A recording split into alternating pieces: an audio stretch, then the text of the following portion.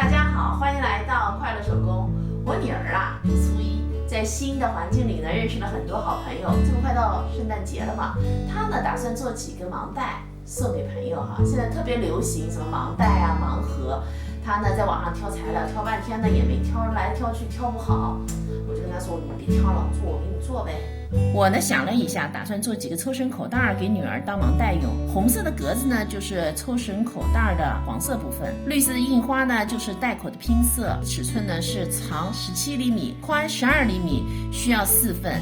这个材料呢长17厘米，宽10厘米，这个需要2份。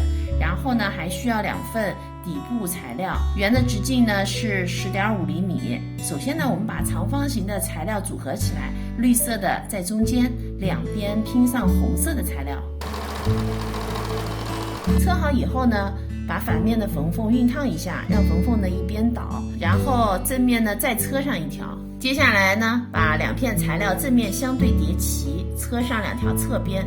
这儿呢是中心线，离中心线2厘米，留1厘米，别车上哈。那在相对应的位置呢，也留1厘米，不车。在这儿啊，我们需要留一个反口，也就是说，我们呢有3个地方是不车上的。车好侧边以后呢，咱们啊拿出2块底部材料，在两头呢把底啊给车上。下一步呢，咱们就把它翻到正面，然后把一半塞进另一半的里边，有反口的是里子哈。接下来呢，咱们车2圈线，那在这儿呢是有一个穿抽绳的口子，这边呢也有一个。